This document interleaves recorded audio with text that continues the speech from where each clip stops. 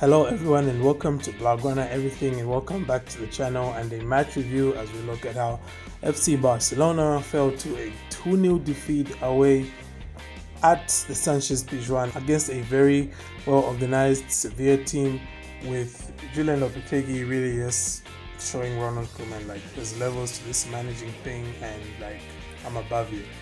Okay, in our match preview we talked about how this game could possibly be like the Betis game but on acid, and couldn't have been more wrong because it was really, even especially in the first half, it was at times it was hard to watch this game because there was very little going on.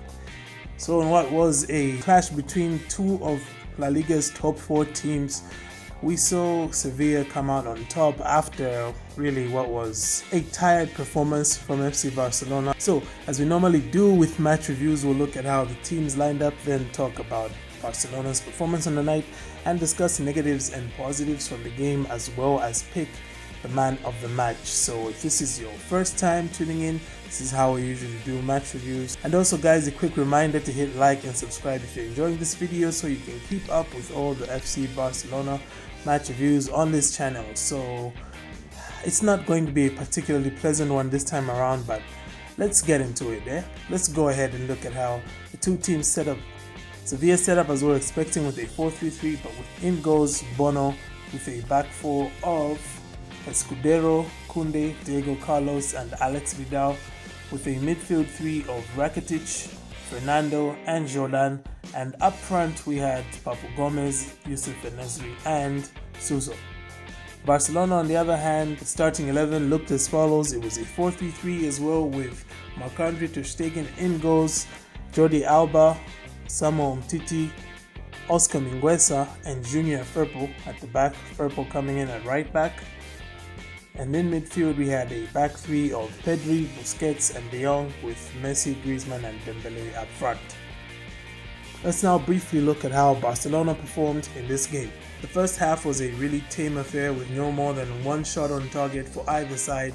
No team was able to really get into their rhythm during the opening 20 minutes of the encounter, though Barcelona did manage to fashion a golden chance, but unfortunately Messi was denied by Bono after some wonderful link-up play by Dembele and Griezmann down the right, with the latter playing a ball over the top to Lionel Messi, but one-on-one he just couldn't force the ball past Bono, who stretched out a leg of his very big frame to stop the Argentine from scoring.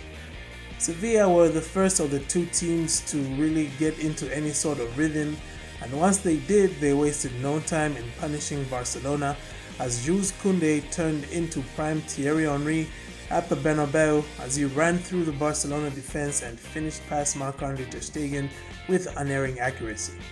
And watching a center back do that to our entire team, like running past your forwards, your midfielders and then your defenders, it just left me wondering like what a Neymar and Mbappe going through was, huh?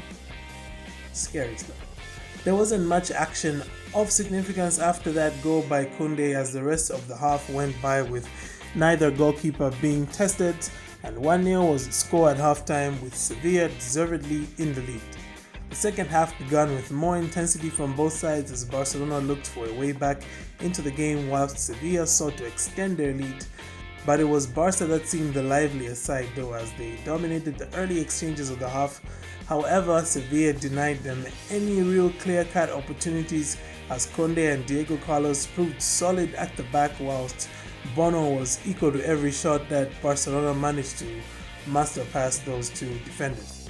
As the game wound down though, Barca legs began to tire owing to a shocking lack of substitutions by Ronald Koeman, and the fresher legs of Sevilla towed through late on as Ivan Rakitic capitalized on a slipper by Umtiti to run clean through own goal and finish past a helpless ter Stegen to grab the game-clinching second goal for Sevilla. Barca did have one more late chance in the form of a Lionel Messi free kick, but once again Bono was equal to the effort. 2-0 the final score. I will now move on to talk about my negatives and positives from the game. First up, the negatives. There's quite a few of those. I'm not going to lie to you, but I'll try to compress them because ultimately I'm not trying to dwell on the negatives too much. First up in the negatives was our defending. Now, it's not as simple as saying that the defenders had a bad night out, because I ultimately believe that individually none of them had a shocking performance. Like, no one had like a stinker of a game here. The problem was that Barcelona did not defend well as a team, and it's ultimately because of that Barcelona conceded both goals. With the first goal, Koundé carried the ball all the way from his own half. He ran past Griezmann, Busquets, Pedri, Alba. Any one of these players should have stopped him, or at least, impeded his progress, make him go back, or, just pass the ball off to somebody else. But that did not happen, and he found himself in a situation where the ball broke loose. He got to it before Umtiti, and he was able to dribble past Umtiti.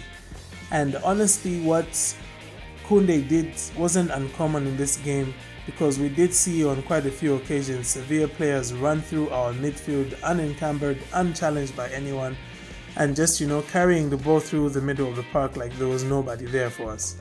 The second goal wasn't too different, as the pass into Rakitic should have been cut out by the midfield pressing, but the passing lanes were not closed off, and well, because of that, ultimately it cost us the game. Now, my second negative was the midfield performance. As a collective, our midfield looked very tired and leggy last night, misplacing pass after pass and arriving late to almost every 50-50 ball. This resulted in the terrible defending for both goals, like I've just explained, but also in the lackluster performance in the attacking third. De Jong and Pedri rarely made any forays into the Sevilla box, and Barcelona were left to rely solely on Messi and Dembele to generate movement in those attacking thirds, as Griezmann couldn't really stray too far from his role. My third and final negative is Koeman's game management and use of substitutes. The fact that he left it until the 83rd minute to make his first sub. This is despite fielding players who played in majority of the games Barcelona had in January, and basically up to this point, a lot of these players have been playing a game every 3 days, and you wait until the 83rd minute to make your first substitution. It felt, pardon my language, but it felt idiotic, and it's no wonder the club is dealing with so many injuries, because a manager doesn't seem to want to make subs even when he knows that his team still has to play a game every 3 days or so for at least the next 4 weeks.